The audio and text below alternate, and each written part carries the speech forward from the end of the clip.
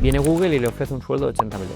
Y él dice, oye, me voy. Pero se va con el 50% del capital. Esta empresa ya ha muerto. Emprender va de personas, ¿no? Y yo creo que el momento personal que tiene cada uno, las dificultades que tiene cada uno, son quizá probablemente el elemento más importante a la hora de emprender. Mi día a día era despertarme con emprendedores, ir a comer con emprendedores y según el día de la semana, pues ir de fiesta con emprendedores, ¿no? Para intentar descubrir las mejores oportunidades de inversión. Conseguir inversión es como intentar casarte con alguien. De cada 100, 150 proyectos que recibe un fondo, solo invierte en uno. El inversor intenta minimizar el riesgo, el problema es que se llama capital riesgo, entonces a veces te la tienes que jugar ante la duda, ¿no? Yo creo que cada vez más va a haber menos barreras de entrada a emprender. Una vez entiendes qué es lo que quieres ser, lo siguiente es tienes los criterios necesarios para ser lo que quieres ser.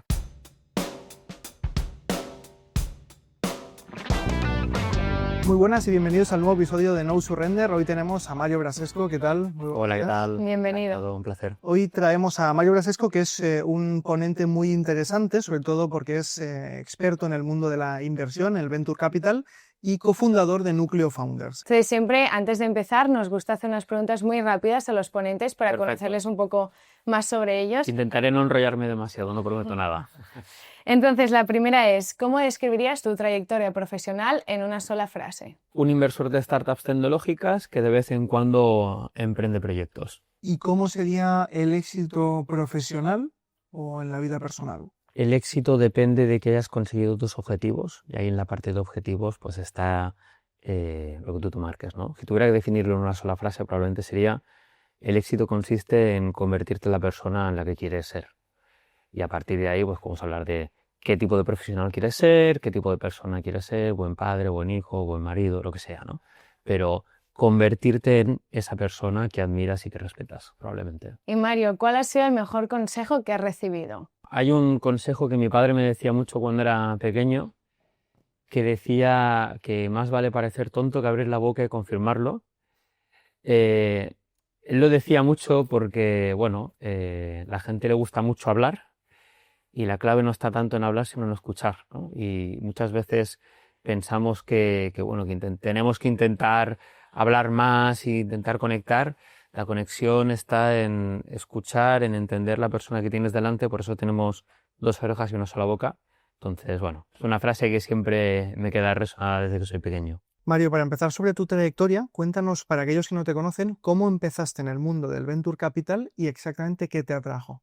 Yo llevo varios años ya, salí de SADE, no me llamaba nada todo lo que era el mundo corporativo, lo veía demasiado político, era algo que no me llamaba la atención. Y justo en el intercambio que tuve ahí en Shanghái, ahí en la carrera, pues un día de manera totalmente random vi una cosa que era el Startup Weekend, donde se reunía gente pues un poco loca y que durante un fin de semana intentaban lanzar un proyecto. Y yo vi aquello y pensé, esto es lo que quiero, ¿no? De ahí, pues después de la carrera, tuve una primera experiencia laboral con Intellectium, donde lo que hacíamos era levantar capital público para compañías. Yo siempre, digo que el medio millón de globo de financiación pública, pues estuve ahí involucrado, o sea que ya hace mucho tiempo de eso. Y bueno, y a raíz de ir trabajando con compañías, da la casualidad de que conozco un emprendedor que es Jaume Farré, que en paz descanse, que había sido el ex cofundador de Acamon junto a Carlos Blanco, ¿no? Entonces ahí, un día hablando con él, pensando en qué puedo hacer con mi vida después de haber estado casi 2 años ahí, él me recomienda hablar con Carlos y empiezo a colaborar con Connector, que es una de las principales aceleradoras de startups en España, con más de 200 compañías aceleradas. Estoy ahí como responsable de selección de proyectos, hasta que finalmente, pues ahí por el año 2017, constituimos Encomenda. Encomenda es un fondo de inversión, era una gestora que en ese momento tenía varios fondos para invertir en compañías tecnológicas. Yo empiezo como primer empleado en Encomenda, con el PowerPoint donde vamos todo el equipo a levantar capital, 24 millones de euros, y hasta acabar el periodo de inversión. En esos 6 años invertimos en 40 compañías, 24 millones de euros.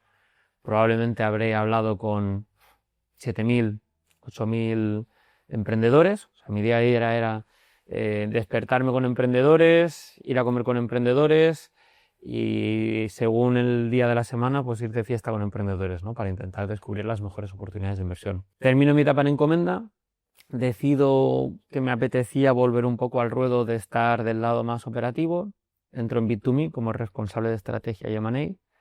Entro cuando somos creo que 150, 160, si no recuerdo mal. Llegamos a ser 320 personas.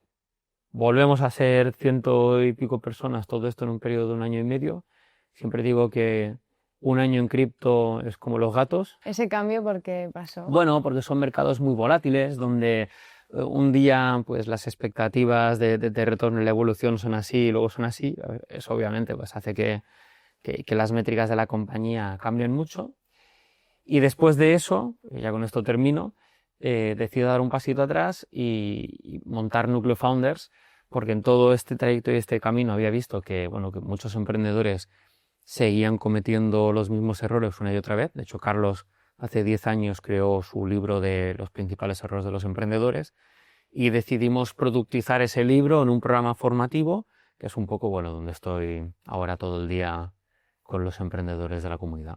Ahora has hablado de Encomenda. ¿Cómo surgió la idea para montarla y qué es lo que a ti te motivó? Pues mira, fue divertido porque yo me acuerdo en el primer Núcleo Weekend con Carlos, yo empecé en Connector, ¿no? Pero también en el día a día pues ayudaba un poco a Núcleo, de hecho teníamos las oficinas compartidas y salió un poco la idea de, bueno, Mario, ¿dónde quieres estar, no? Está Núcleo, está Connector, está Encomenda y decidí que me apetecía aprender viendo los toros desde la barrera, ¿no? Es una posición más cómoda, por así decirlo, pero donde había una ventaja y es que siendo inversor tienes la capacidad de ver muchos proyectos a la vez y pensé que eso podía acelerar la curva de aprendizaje. Te acabas convirtiendo en un experto de nada, pero sí que pues, después de haber muchos proyectos empiezas a identificar patrones, no tanto quizás de lo que hay que hacer, porque si todos supiéramos lo que hay que hacer, no hubiéramos inventado el éxito de la Coca-Cola y seríamos millonarios todos, pero especialmente lo que no hay que hacer, ¿no? Entonces, bueno, de ahí que decidir entrar en Encomenda, hacer esa apuesta personal para irme al lado inversor. Y bueno, fue una apuesta muy bonita, muy divertida. Vivimos lo que era el levantar los 24 millones de euros, invertir en las compañías en entornos buenos, en entornos de COVID, en entornos de más incertidumbre. Ahora con el periodo de desinversión de las compañías, porque hay que invertir, pero también hay que desinvertir, o sea, un fondo de inversión. Luego ya si queréis hablamos, pues no solamente invertir, sino también obtener un rendimiento para los inversores. Y bueno, fueron unos años donde yo me lo pasé muy, muy, muy bien. Y en estos años de transformación del ecosistema del emprendimiento y del startup, ¿cuál ha sido el cambio de la visión y de la misión de Encomenda? Bueno, Encomenda digamos que ha tenido diferentes etapas, ¿no? Primero empezó Encomenda con un proyecto liderado por Carlos Blanco y Uriol Juncosa, un fondo que en sus orígenes incluso os diría que bueno, teníamos una idea de hacer una serie de inversiones, ¿no? 50% B2C, 50% B2B, y bueno, las reglas de juego eran unas, ¿no? Yo recuerdo época COVID, llega el COVID, todos encerrados, las reglas que aplicaban en un momento pues dejan de aplicar, todos buscábamos crecimiento exponencial y en ese momento, pues oye, poner el freno de mano y sobrevivir, ¿no? Entonces, bueno, digamos que las reglas más o menos están establecidas, pero siempre los emprendedores tienen que tener esa capacidad de cambiar de marchas. Tuvimos esa etapa COVID, luego posteriormente, pues terminamos el periodo de inversión, que ahí yo ya sí que me fui del día a día de Encomenda, y digamos que hubo un divorcio amistoso entre los gestores de Encomenda. Por un lado, Carlos pues, montó su nuevo proyecto a nivel de inversión, Uriol Juncosa al otro, y digamos que, bueno, que el nuevo Encomenda es un fondo con otros gestores, pero con una política de inversión muy parecida, que es intentar ser el primer inversor profesional que invierte en las compañías, con una visión muy founder friendly, con capacidad de invertir hasta 1,5 o 2 millones de euros por empresa. Agnósticos en sector, pero sí es cierto que somos buenos en tecnología y buenos en la parte probablemente B2B. Y en este podcast, Mario, nos gusta sobre todo humanizar los errores y ver que de ellos se aprende y que no pasa nada, que todos somos humanos. Y entonces te diría, de Encomenda, ¿cuáles fueron los retos que te encontraste y cómo los superaste? Bueno, en Encomenda tuvimos varios retos, varios errores y varios aprendizajes, ¿no? Y aquí podríamos dar varios ejemplos. Una cosa, por ejemplo, que nos sucedía antes del COVID, los proyectos nos llegaban solos, ¿no? Y cuando no llegaban solos, ibas a un evento y tenías proyectos. De repente nos encierran todos a casa, pues no hay eventos. Pues ¿de dónde saco proyectos? Entonces ahí tuvimos que aprender a hacer marketing y ventas como lo hacen las startups, pero para los fondos, ¿no? Entonces hicimos pues la metodología de ventas, que son los ebooks, los playbooks, los webinars, las automatizaciones, pues algo que antes era muy cómodo, tuvimos que hacerlo así, ¿no? Y lo cual pues dio relativamente buenos resultados. Luego también tuvimos errores, y estos probablemente son los más graves, de no haber seleccionado proyectos ganadores, ¿no? A veces te llegaba un emprendedor pues que a lo mejor no cumplía todos esos checks y al final, por lo que sea, porque alguien del equipo no estaba de acuerdo o porque no lo acabábamos de ver, lo invertimos y ahí tenemos un antiportfolio espectacular. O sea, nosotros en Encomenda dijimos que no, por ejemplo, a Mundimoto, pudiendo haber invertido la primera ronda de inversión. Yo recuerdo que nos llegó Wallbox en la primera ronda o muchas compañías así, ¿no? Entonces, uno siempre dice, ¿son esas compañías mejores que las que finalmente invertimos? No lo sabes, pero lo que sí es cierto que, bueno, que el inversor intenta minimizar el riesgo. El problema es que se llama capital riesgo, entonces a veces te la tienes que jugar ante la duda, ¿no? Y luego a nivel de los emprendedores o consejos a los emprendedores, sí es cierto que un aprendizaje que tuvimos es el de no intentar forzar demasiado rápido a que el emprendedor saliera a otros mercados, ¿no? Un poco el playbook o el manual del inversor te dice que los proyectos tienen que crecer lo suficientemente rápido para que lo que has invertido en esas compañías, pues esas participaciones en siguientes rondas valgan más. Una manera de hacer que eso pase es pues, salir a otros mercados, ¿no? Y si, oye, tú estás vendiendo en España y en el segundo año ya estás vendiendo fuera, pues tu proyecto vale más. El problema es que internacionalizar es mucho más caro y es mucho más difícil de lo que parece. Y no suele salir tan bien como uno espera, especialmente en etapas iniciales. Entonces eso fue también un aprendizaje, por ejemplo, que al menos a nivel personal lo recuerdo y lo recuerdo bastante. Y para aquellos emprendedores que nos estén viendo, ¿qué evaluáis a la hora de invertir y qué tipo de proyectos buscáis? En Encomenda en particular buscamos proyectos digitales, es decir, proyectos que tengan un componente digital, bien porque sean software o bien porque la manera de comercializar ese producto o servicio sea la tecnología. Proyectos en etapa inicial, es decir, nos gusta ser los primeros inversores en esas empresas. Y desde un punto de vista de ya más de criterios, ¿no? Siempre nosotros hablábamos de las, al menos a mí me gusta hablar de las 6 M's, ¿no?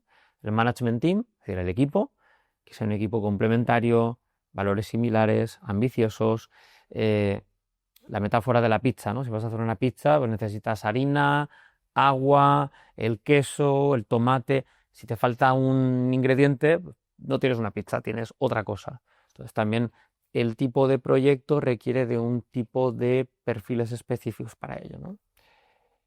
Luego, en segundo lugar, el mercado, ¿no? Que sea un mercado grande, atractivo, que esté en crecimiento, donde otros inversores estén invirtiendo en otras geografías.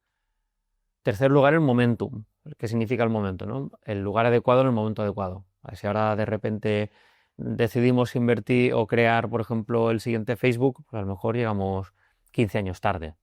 Si nos pasamos a montar una empresa de IA para hacer agentes, para digitalizar un sector, a lo mejor es el timing perfecto para ello, ¿no? Entonces, el lugar adecuado en el momento adecuado, que al final no deja de ser también un factor de suerte, pues es algo crítico.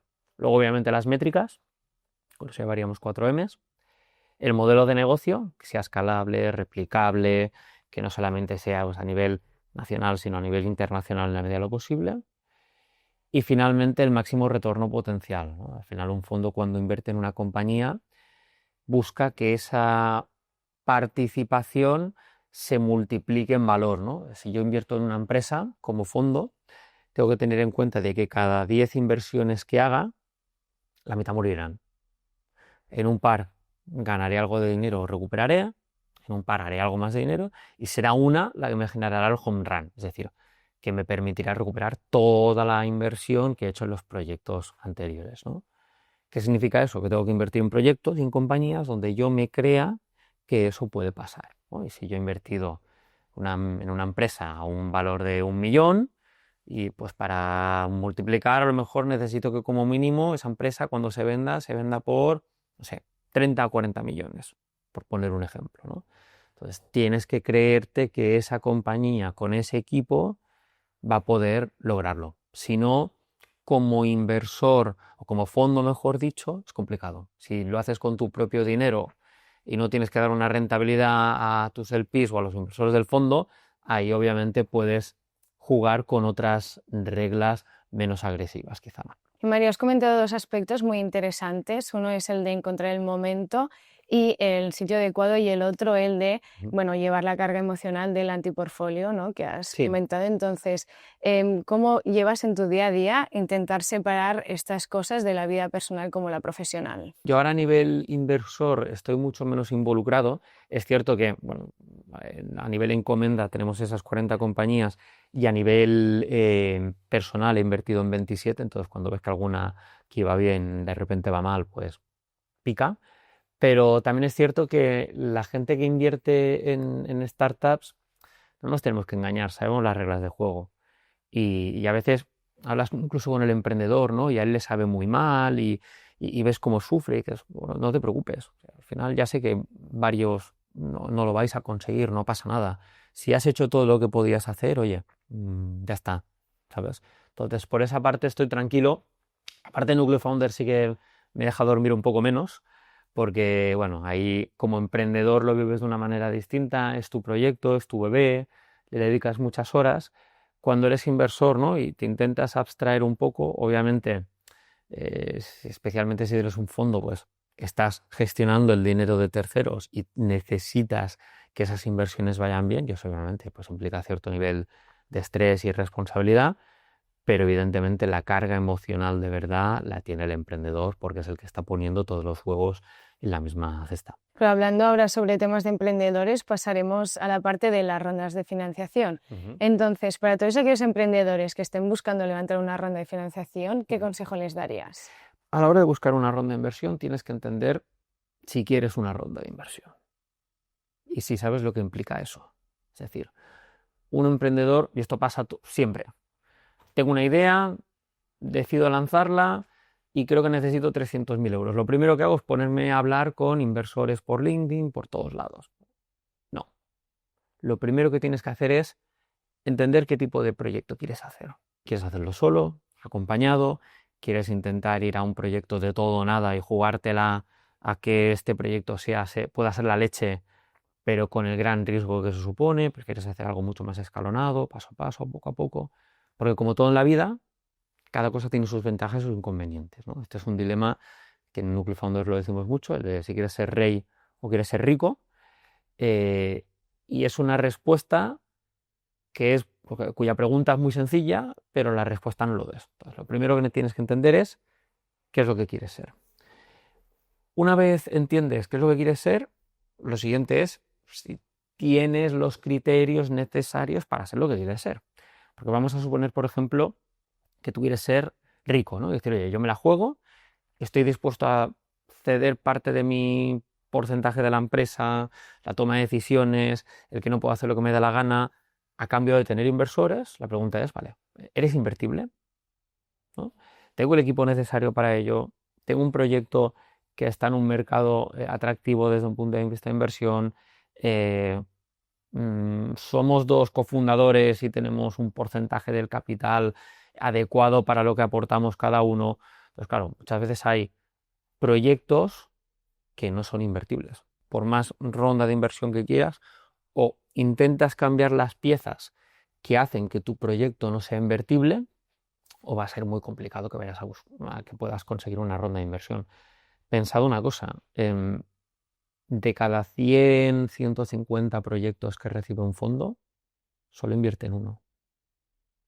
El 50% de los proyectos recibidos por un inversor son descartados en 3 minutos. Y muchas veces por errores graves, como tener a la gran mayoría del equipo que no está full time, o un reparto accionarial no adecuado, o un modelo de negocio que no es escalable. Entonces, claro, todos esos temas, la gente a veces pone más el foco en ir a hablar con inversores que en ordenar la casa primero, ¿no? Entonces, es algo importante.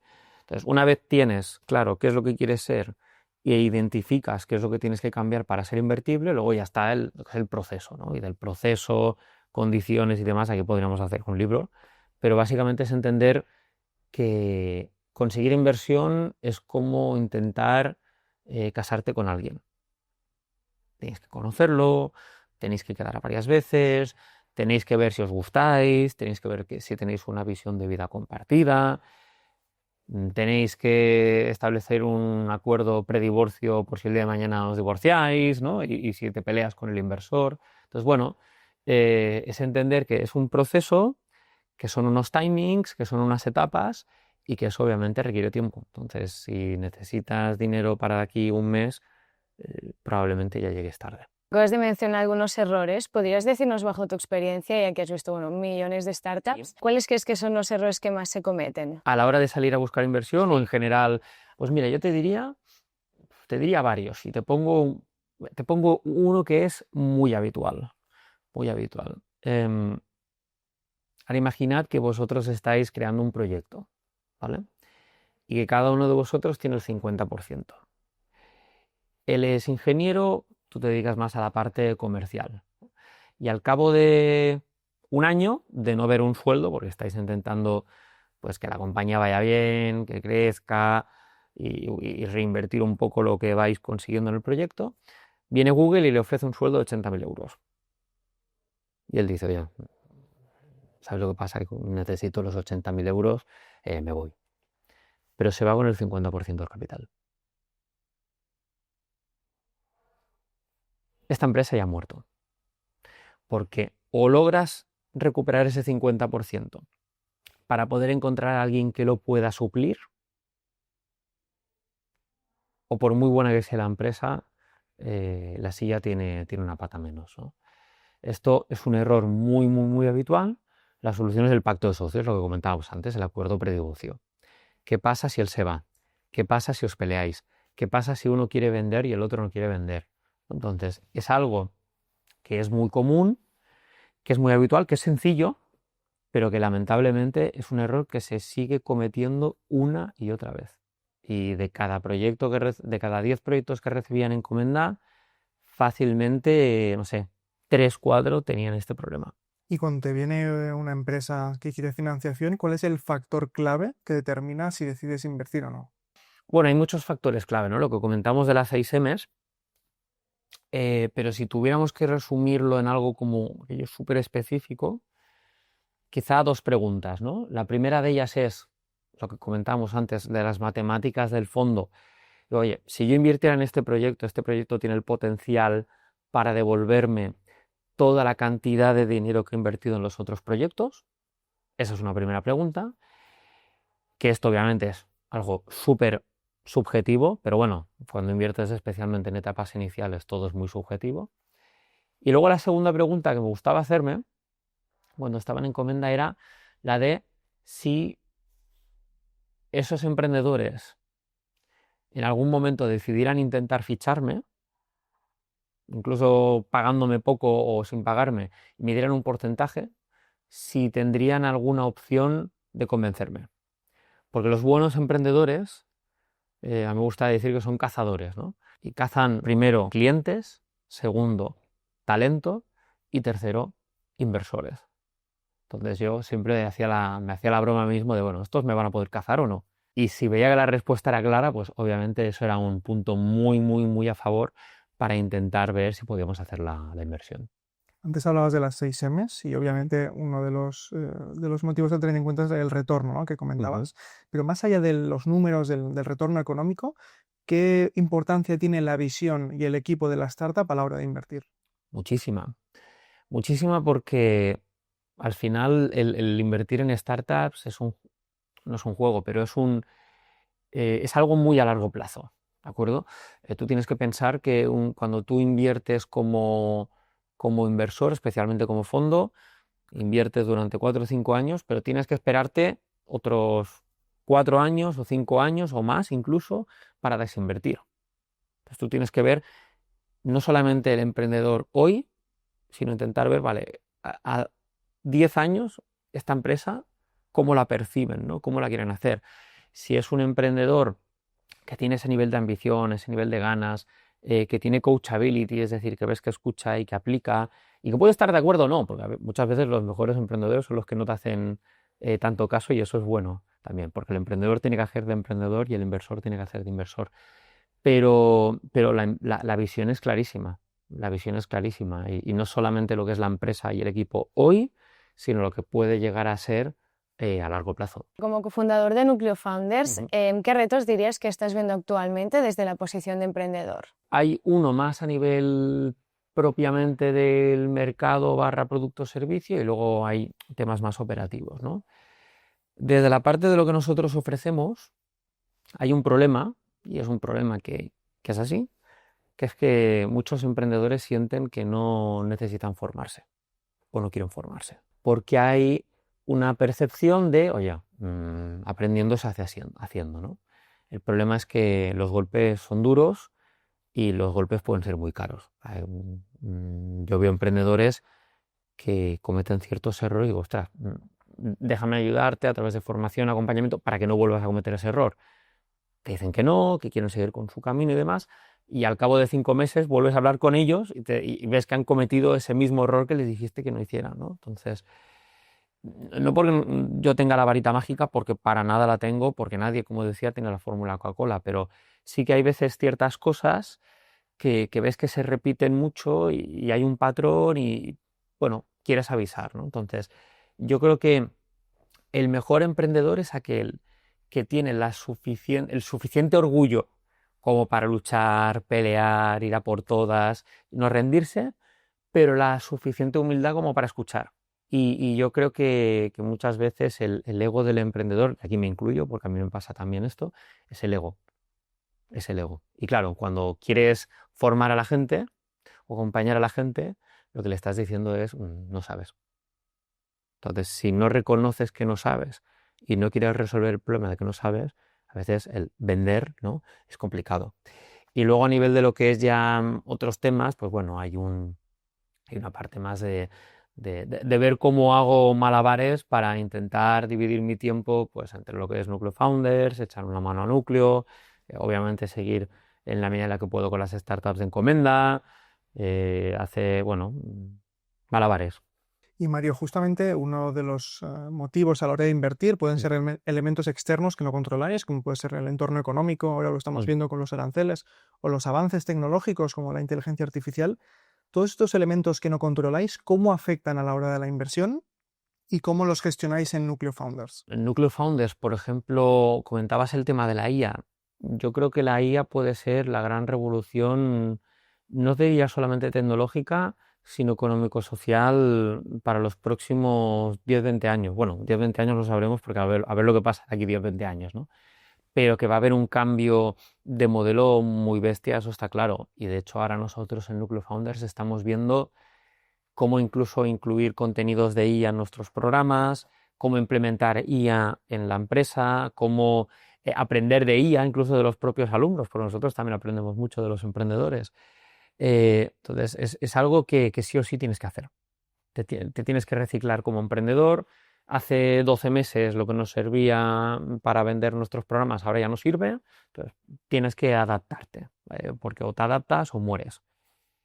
Respecto a lo que son los propios alumnos, pues 3/4 de lo mismo, ¿no? Antes, pues hay mucho, no sé, te pongo un ejemplo, teníamos emprendedores que están en los programas y que a lo mejor tenían que estar 6 meses para desarrollar un MVP súper básico, porque, bueno, eran los tiempos, no sabían programar, tenían que formarse en programarse. Ahora de repente te encuentras una herramienta tipo Lovable que te permite hacer un prototipo rápido. Oye, pues a lo mejor no te sirve para escalar el producto y vender mucho, pero sí como para tener una primera sensación de que, oye, de que eso tiene sentido o no. Y a lo mejor con una semana sin saber programar con la IA, lo tienes hecho.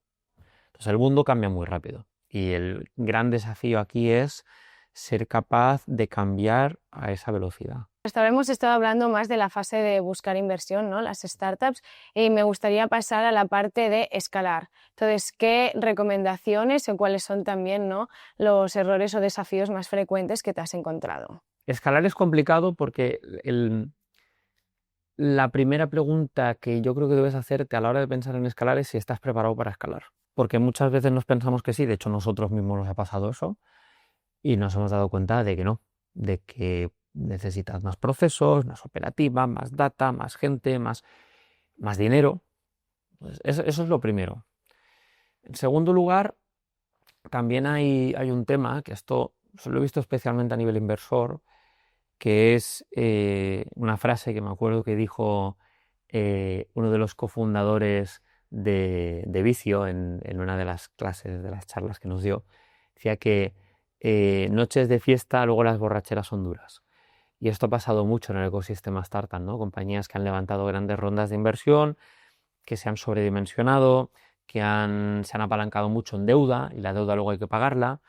Y no solo escalar, es ser capaz de mantener eso. Entonces, ha habido un contexto y un entorno donde a lo mejor las rondas no han llegado de la manera que deberían haber llegado, y eso pues hace que si has avanzado 3 marchas, a lo mejor tienes que retroceder 2. Y eso es lo complicado de escalar, que escalar es algo que no es para nada lineal. Yo lo comparo con un coche. Si tú ahora vas a segunda marcha y pasas a tercera y luego tienes que volver a segunda porque tienes que tomar una curva, bueno, será más sencillo. El problema es que muchas veces cuando pensamos escalar es, vale, vamos a pasar de segunda a quinta, y de repente estás en quinta y te quedas sin dinero y tienes que volver a la primera. El coche gripa. Escalar, para mí, y esto obviamente es una opinión muy subjetiva, está no solamente en escalar de manera progresiva, sino saber cómo ir cambiando de marchas.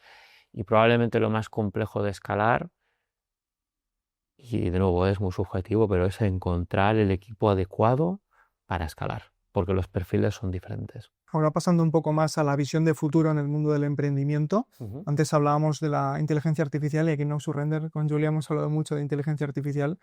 ¿Qué tecnologías emergentes, aparte de la inteligencia artificial o incluyéndola, crees que van a revolucionar el mundo de la inversión? La inteligencia artificial, conocemos lo que hay a día de hoy. Ya veremos la inteligencia artificial lo que es al cabo de 5 años, que si la supería con el quantum computing y demás. Yo ahí no me atrevo a hacer ningún tipo de predicción porque cada día salen nuevas herramientas, cada día estamos más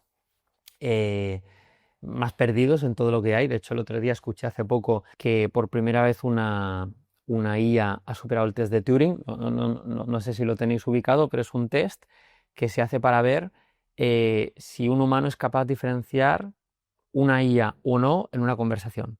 Pues por primera vez en la historia no somos capaces de diferenciarlo. Entonces, eso te abre un abanico de oportunidades, opciones, amenazas también, muy, muy, muy grandes.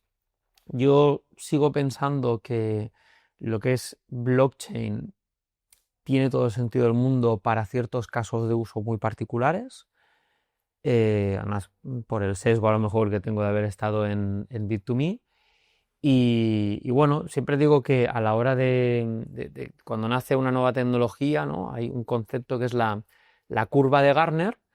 Nace una tecnología, luego hay un hype espectacular de la tecnología, luego de repente llegamos a ese techo, cae en picado y luego vuelve a subir de una manera mucho más escalonada y se desestabiliza. Esto ha pasado siempre. Ha pasado con la realidad aumentada, con las redes sociales, con cripto, con Web3, con la IA pasará también. Entonces, bueno, no es tanto el, por así decirlo, cuál será la nueva tecnología, porque ya veremos lo que nos encontraremos, será el hecho de entender dónde estamos en la curva de Gartner, ¿no? Y ser razonables en cuanto al uso de esa tecnología para lo que se quiera o no hacer. ¿Y crees que cambiará mucho el panorama del Venture Capital en los próximos 5 años en base al blockchain o la inteligencia artificial? Es una muy buena pregunta. De hecho, yo creo que cada vez más va a haber menos barreras de entrada a emprender. Antes necesitabas más equipo, más recursos. Ahora vi justo esta mañana un estudio que decía que cada vez hay más solopreneurs, o sea, solo founders que se lanzan a emprender, que deciden montar un proyecto más pequeño, con menos recursos o incluso bootstrap, y que intentan de alguna manera apalancarse con la IA, con agentes de IA y demás, para montar compañías de una sola persona. Eso está muy bien desde un punto de vista de generación económica para el emprendedor, pero también supone un factor, que es que cada vez habrá más competencia. Y al haber cada vez más competencia, cada vez probablemente será más difícil encontrar megacompañías en las que invertir, especialmente para fondos más grandes, que les permita obtener los retornos que hemos hablado, ¿no? Entonces, bueno, veremos a ver cómo son las nuevas compañías del futuro. Probablemente encontremos muchas micro startup, y veremos a ver las disrupciones del futuro, pues cómo hacen que las compañías crezcan, porque eso obviamente tendrá un impacto enorme en las reglas de juego de los fondos de capital riesgo. Hablando del tema de impacto, ¿cuál es el que ves que están buscando más actualmente los emprendedores? ¿Dirías que es el impacto social, el ambiental o solo buscan rentabilidad? De hecho, cada vez hay más LPs, inversores que invierten en fondos, que están más preocupados por temas de RSC, responsabilidad social corporativa, y bueno, y en la toma de decisiones de algunos fondos, pues eso es un criterio que suma, ¿no?, dentro del proceso. Pero bueno, como decimos aquí en Barcelona, la pela es la pela, y obviamente el inversor que invierte en fondos de capital riesgo, pues siempre va a intentar obtener el máximo retorno posible, porque el VC da o puede dar mucho retorno, pero también es un activo muy ilíquido y de muy alto riesgo. Por lo tanto, ahí pues vas a tener que ser capaz de balancearlo.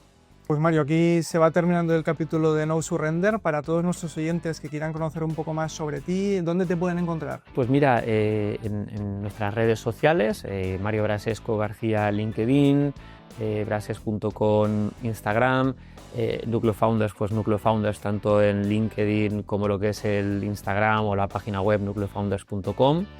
Ahí estaré encantado de, bueno, si hay algún emprendedor que quiera tener más información, no solamente de Núcleo Founders, sino de Encomenda o alguna recomendación práctica de lo que es la parte de inversión.